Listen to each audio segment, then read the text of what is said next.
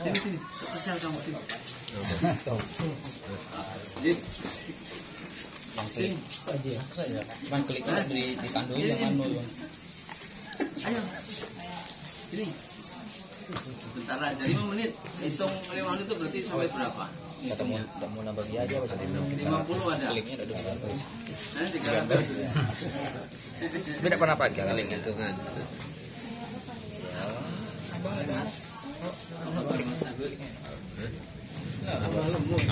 Saya rasanya apa?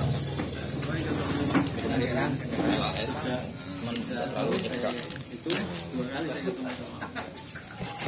Senderan kalau itu ya salah.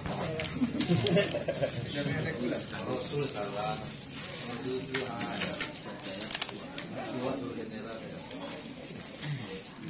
Belakang sudah lebih ibu tak?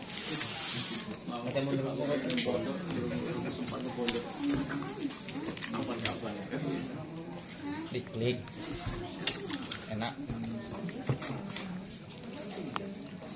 Mas Rahmat, tadi maghrib dicari.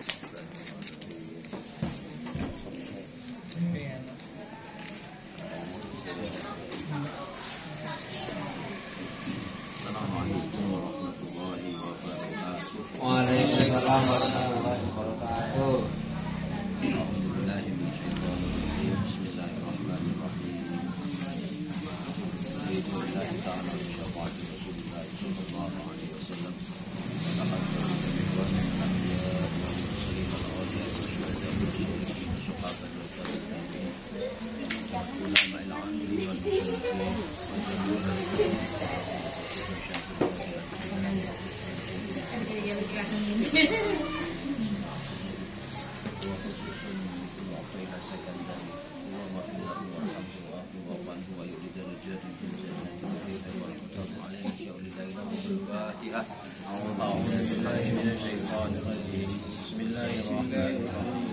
Alhamdulillahi rabbil alamin arrahmanir rahim maliki yaumiddin iyyaka na'budu wa iyyaka nasta'in ihdinas siratal mustaqim siratal ladzina an'amta 'alaihim ghairil maghdubi 'alaihim waladdallin. Alhamdulillah malam hari ini kita masih bisa istiqomah, mudah-mudahan seterusnya ya bisa istiqomah ngaji belajar sesuai dengan apa yang diperintahkan Rasulullah, ngaji belajar dari bandulan dari ayunan sampai ke liang lahat, liang kubur. Jadi kita jangan berhenti ya, jangan berhenti belajar. Bismillahirrahmanirrahim. Qala al-mu'allifu rahimahullahu ta'ala wa nafa'ana bihim wa bi'ulumihim fid dharain. Amin, amin, amin ya rabbal alamin. Di kitab saya, Gus Arif, sudah ada judulnya. Kalau di kitab jenengan mungkin belum ya. Asaru. Oh, ada judul. Apa judulnya? Asaru. Oh, ya. Di sini judulnya Al-Hamiyatu Aslud Dawa wa Umurul Ghafili Dahibun Habaan. Ya. Judulnya malam hari ini itu Al-Hamiyatu Aslud Dawa. Menjaga hal-hal yang haram itu adalah pokok pondasi obat. Pokok pondasi sebagai obat. Jadi ini Mas Rahmat ya, menjaga dari yang haram itu adalah pondasi atau dasar obat. Menjaga agar tubuh ini tidak dimasuki barang-barang haram. Ini adalah pondasinya obat. Wa umrul ghafili dhahibun haba'an. Umur yang lalai, umurnya orang-orang yang lalai itu pergi dahaban halerupo bagaikan debu yang bertebaran. Berarti orang yang lalai dengan umurnya itu seperti debu yang bertebaran. Ini rami gunani lah, enggak berguna, sia-sia. Jadi jangan sampai kita sudah tidak menyiapkan obat, ditambah lagi umurnya disia-siakan. Maka man lam yatrukil muharramat lam yanfa'hul qiyamu bil wajibat. Man lam yahtam lam yanfa'hud dawa. Barang siapa yang tidak meninggalkan perkara-perkara haram. Jadi perkara-perkara haram itu diembat aja ya. Barang haram makan, barang haram makan. Jadi tidak ditinggalkan barang-barang haram itu, maka al-qiyamu bil wajibat, menjalankan kewajiban-kewajiban itu lam yanfa'hu. Itu tidak bermanfaat. Tidak ada gunanya kita menjalankan kewajiban-kewajiban kita sementara haram-haram masuk tetap dalam tubuh kita, ya. Al-qiyamu bil wajibat juga. Sama seperti halnya man lam yahtam lam yanfa'ud dawa. Siapa orang yang tidak sungguh-sungguh ingin sembuh, obat itu tidak ada gunanya. Orang yang tidak ingin sembuh, sungguh-sungguh sembuh, obat ki ora ono gunanya. Enggak ada gunanya obat, Ahmad. Rahmat. Jadi kunci yang pertama pengen sembuh. Nah, yang kedua, jaga barang-barang jangan sampai masuk, barang-barang haram masuk tubuh kita. Kalau yang dulu-dulu oke. Ya, say goodbye gitu. Selamat tinggal. Ya namanya masa lalu ya, selamat tinggal masa lalu. Kita punya masa lalu. Masa lalu tidak akan bisa mempengaruhi hidupmu untuk sukses, nggak bisa. Hari ini, detik ini kamu ambil keputusan, saya harus berubah. Saya harus begini, praktekkan sukses. Berhasil. Nah itu. Jadi sering ada datang lagi, Pak saya sakit, obat ini nggak sembuh-sembuh, tak suruh sedekah. Kayak kamu sodako, obat itu sodako sekarang. Obat itu, yang penting satu masih pengen sembuh, obatnya sedekah. Sodako, sodako. Nah, tapi yo, lek sodako nggak pengen sembuh, ya tetap kan. Ya, rahmat ya. Nih, ya Allah ya. Jadi man lam yatrukil muharramat, barang siapa yang tidak meninggalkan perkara-perkara haram, lam yanfa'hu al-qiyamu bil wajibat. Kewajiban-kewajiban yang kita jalankan ini gak manfaat, gak memberi manfaat. Seperti halnya tadi orang yang tidak sungguh-sungguh sembuh, lam yanfa' ad-dawa'u. Obat-obat itu juga tidak bermanfaat. Ada tiga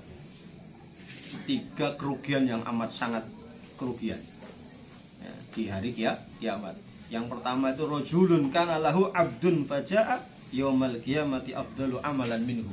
Yang pertama itu laki-laki yang punya budak, lalu ternyata di hari kiamat budaknya itu lebih hebat daripada tuannya. Seperti kisah kemarin kan, ada bendera di langit penuh ya, sampai ke bumi, sampai ke langit itu mabena sama bendera penuh.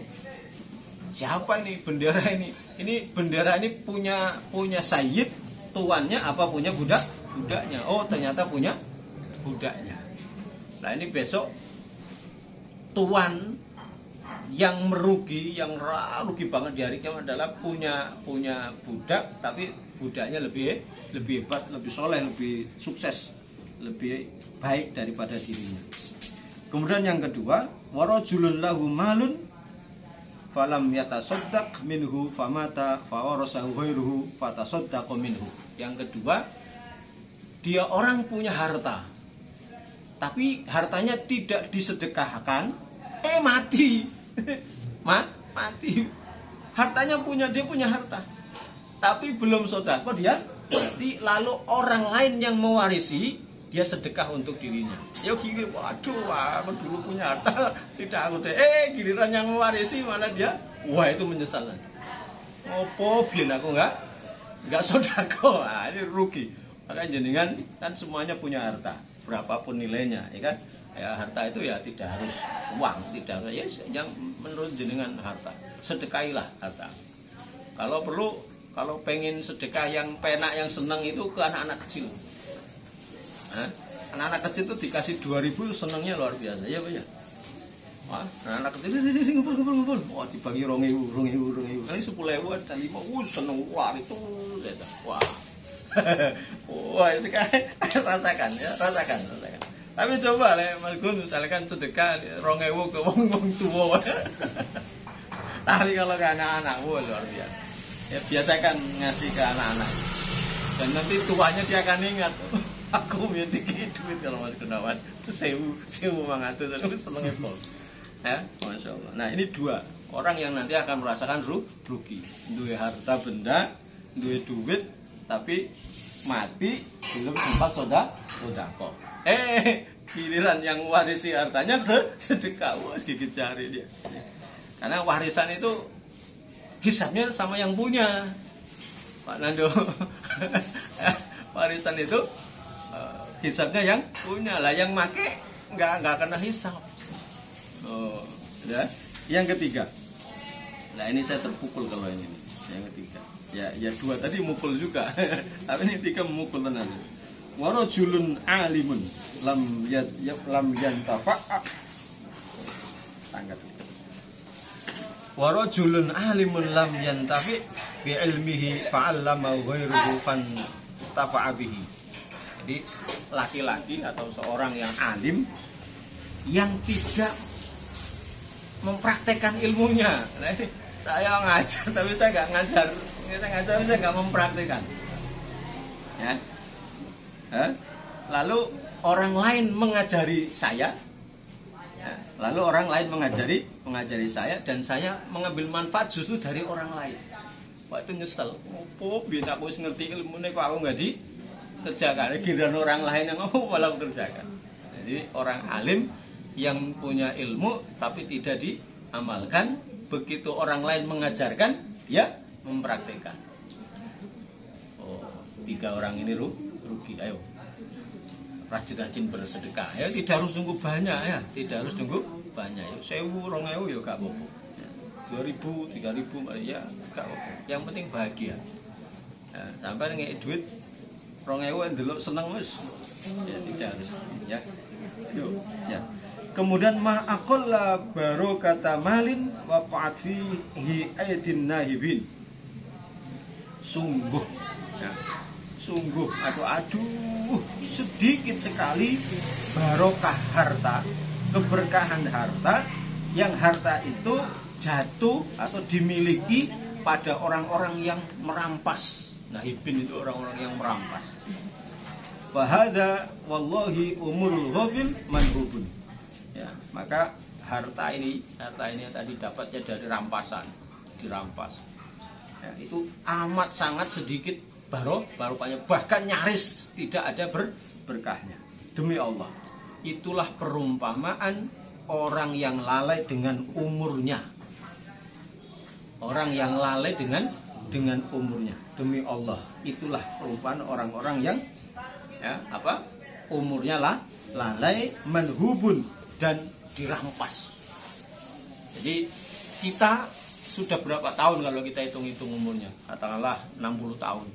Kira-kira dari lahir sampai 60 tahun itu banyak lalainya atau banyak manfaatnya untuk banyak nyari duitnya, nyari sennya.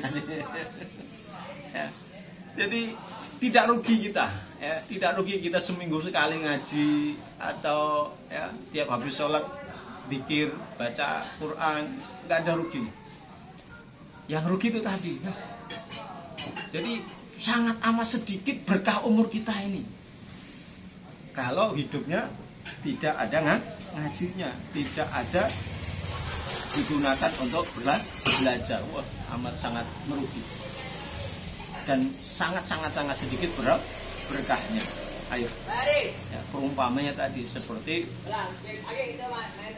mendapatkan harta dari merampas, itu nggak ada berkahnya. Padahal misalnya dunia, di dunia itu diperumpamakan ka'ajuzin jadma'a baroso'a sutirat bitaubi haririn. Dunia itu diumpamakan seperti nenek-nenek Ya, nenek-nenek. Yang nenek-nenek itu kena penyakit lepra, jadam lepra. Lepra itu penyakit yang kulitnya kelihatannya mulus, tapi di dalamnya itu nanah. Terus kadang bisa merotoli. Merotoli apa bahasa Indonesianya? Rontok. Pas itu jadam. Baros itu yang belang-belang, seluruh tubuh itu belang-belang. Itu baros. Nah, nenek-nenek yang punya penyakit seperti itu tapi dibungkus dengan baju atau kain sutra. Kelihatan nggak lukanya, penyakitnya? Dibungkus dengan kain sutra. Nah, yang tahu siapa? Yang tahu fal mu'minu nafirun wa munafirun anha lin kisafiha lahu. Walaupun tadi dibungkus sama kain sutra, tapi orang yang beriman itu pasti akan lari darinya. Bukan saja lari, tapi memerintahkan agar orang tidak mendekatinya. Karena begitu dibuka, nanah semua dan merotoli semua. Itulah perumpamaan harta.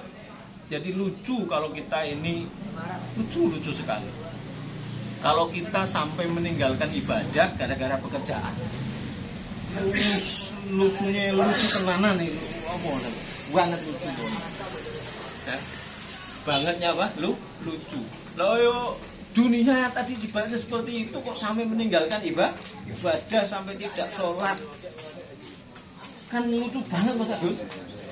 Lucu apa? Ya, enggak karuan lucunya ya kan? Ya Allah. Yo. Nah, jadi orang yang beriman lah yang tahu, sekalipun dibungkus pakai kain sutra. Wa ma la bisa ahadun libasa antana min libasid da'wah.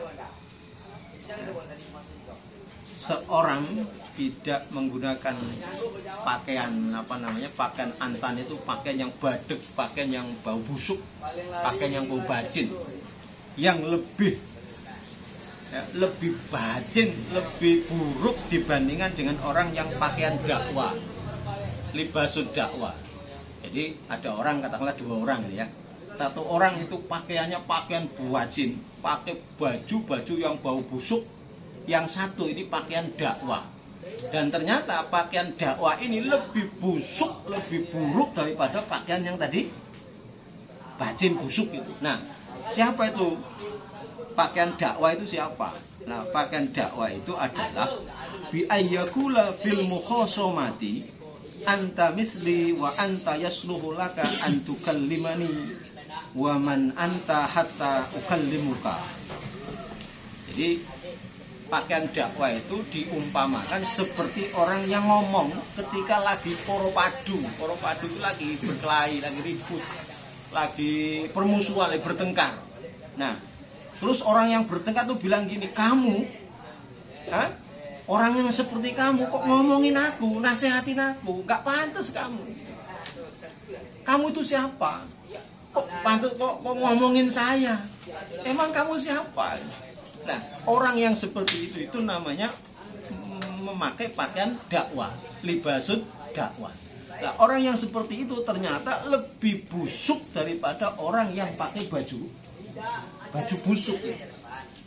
Ini saya ingat cerita dari waktu saya mondok di Al-Hikmah Benda Abah Masrur, waktu hari Jumat. Malam Kamis itu ngaji Ihya Ulumuddin.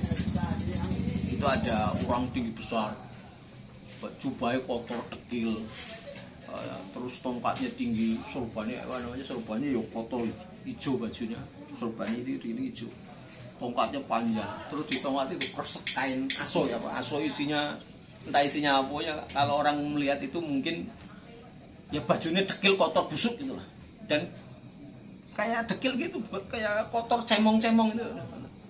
Nah, Jumatnya itu malam itu Abah Masrur cerita, nah, paginya itu Jumat itu mau Jumatan itu lah saya ketemu orang itu. Alhamdulillah saya salaman sama beliau. Yang lain pada minggir itu, Pada minggir. Saya salaman di depan musola, mencari musola salam. Pas simpang jalan mau keluar beliau masuk ke musola, saya mau ke Jumatan. Saya salam, ternyata harumnya luar biasa. harumnya luar biasa. Wah, jangan-jangan wali yang kemarin kan sebelum mana ya, wali itu kan kalau mencium bau wali itu kan ada wali kan harum. Kalau bau busuk berarti orang yang penuh masih wah wali. Wah, ini kalau saya ini ingat itu udah lama, ada berapa tahun ya, 20 tahunan yang lalu.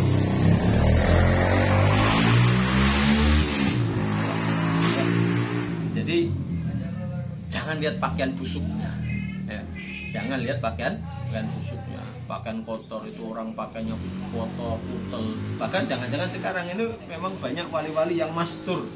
Mastur itu apa sih?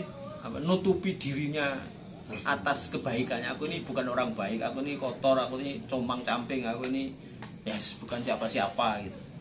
Ya. Nah, jadi orang yang seperti itu tadi, kau ini sopo, emang kau sopo, iso ngomongnya aku gitu. Nah, ini pertengahan gitu kan biasanya. Nah, itu namanya libasud dakwah. Nah, orang yang menggunakan pakaian seperti itu ternyata lebih busuk daripada orang yang bajunya busuk. Masya Allah. Ya. Fa awwalu man halaka bidzalika iblisu. Nah, orang yang pertama kali rusak, hancur, yang menggunakan pakaian dakwah itu adalah iblis. Ya, ketika iblis itu diperintah oleh Allah untuk sujud kepada Nabi Adam. Nah, iblis ngomong apa? Loh, emangnya Adam itu kholak tahu min tin, wa ana kholak min narin. Oh, Adam dicipta dari tanah kotor. Nah, saya ini dicipta dari api. Masa saya suruh sujud sama Adam? Lah, sejak itulah Adam sampai si iblis itu hancur, diturunkan dari surga. Tuh. Itu gara-gara jangan lihat tampilannya, jangan lihat bentuknya. Wah, ini jarane ustad, orang nganggo orang nganggo udeng-udeng, orang nganggo apa ngono. Ya, jadi iku kok ngono, jangan ya. Nah, jadi orang yang pertama tadi rusak itu adalah iblis. Hancur itu adalah iblis. Fa iyyaka wa hada. Maka takutlah dengan pakaian dakwah, pakaian libasud dakwah. Yang tadi ngomong kayak tadi, takutlah dengan seperti itu. Walau kana a'roja ajdama ajroba wala tahkirhu. Sekalipun engkau melihat ada orang jalannya pincang, jalannya diseret-seret, pakaiannya compang-camping, pakaiannya enggak jelas, kotor, dekil, busuk. Bahkan jangan-jangan mohon maaf, mungkin dia tidak pakai gelandangan gitu, ya, enggak pakai baju gelandangan. Nah, ya, jangan kamu hina, jangan kamu remehkan dia. Fala tahkirhu.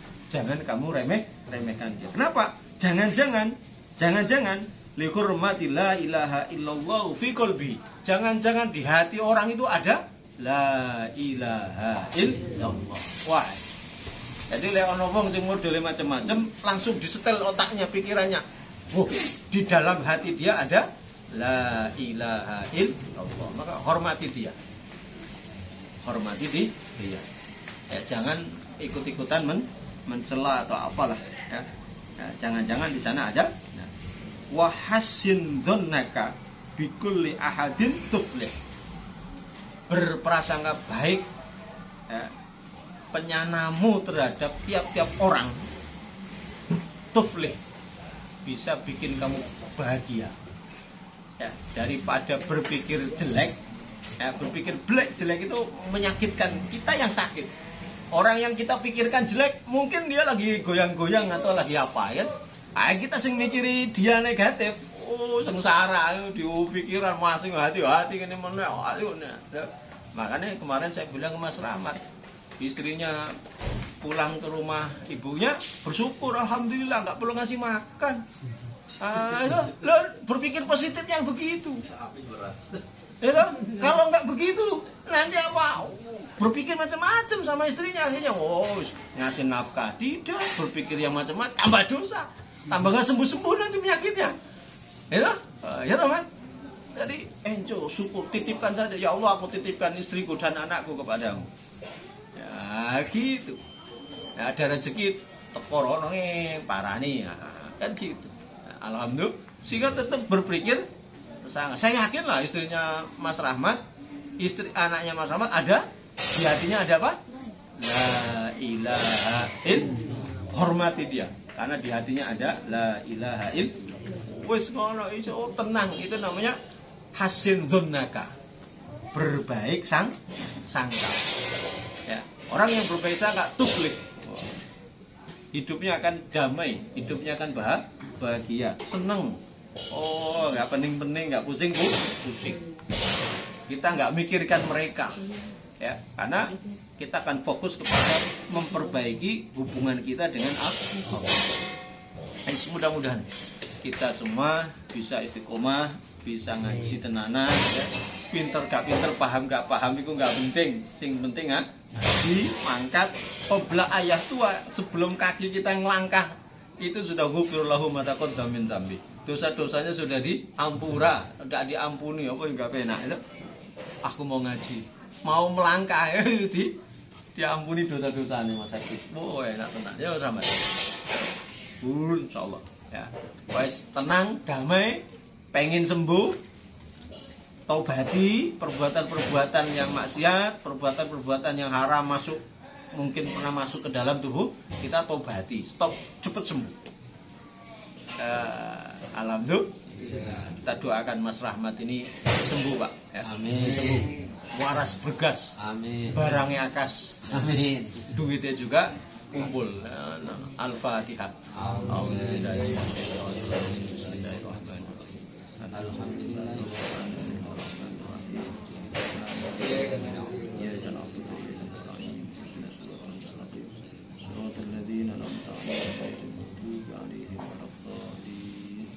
Haqiqatu husnil khuluqi Allahu a'lam bishawab.